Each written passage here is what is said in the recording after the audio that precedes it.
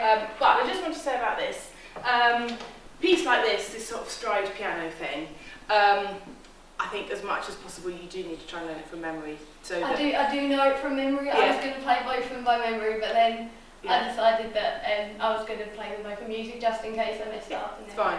But and so I mean I couldn't see how much you were looking, but I think when you've got this, you need as much as possible to be focusing on that.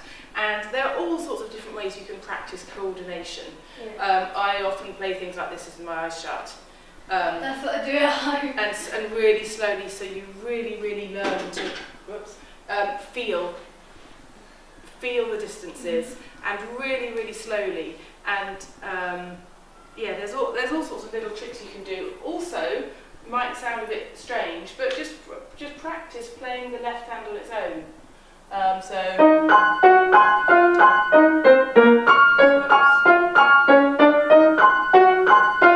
It's interesting because obviously you think that's not going to help your coordination, but it's just the way it goes into your brain, into the computer, and it's quite a useful thing for working things out, and also very good for memory. So just sort of break it down, because that was the only thing that let it down really, especially in the middle sections, is finding those both notes, because obviously they underpin the whole thing. There's lots of good things, and just experiment more with like the change of colour here, bringing the dynamics down a little bit.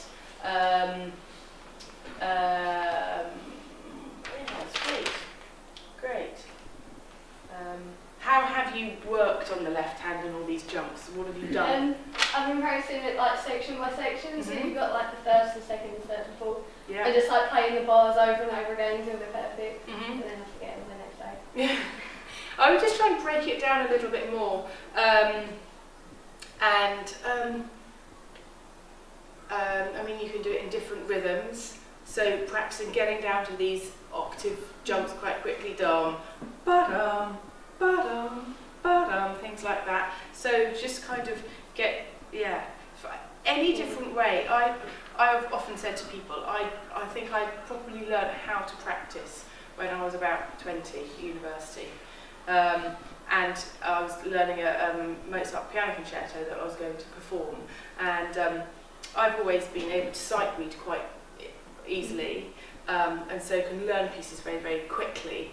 But it's kind of really doing the detail and all this incredible fingerwork in this Mozart concerto, which, I could read all these patterns, but I thought, oh no goodness, if I'm going to be a bit nervous and there's an orchestra there, and I've got to really take this to the very basic level and then build it up and do it in all sorts of different rhythms. And actually I found it incredibly rewarding. And it's a real danger, I think, that we just get used to playing it through. It doesn't get any better. And when you break it down and then you gradually build it up, and you've got all this strength and your fingers know it so well, it's a really rewarding procedure. So I would recommend it. And then you have so much more confidence about your knowledge of the piece and your physical knowledge of the piece, which is so important in something like this. So just experiment, find different ways to practice it. Don't just keep playing it through, because it's not going to help all these jumps. Yeah?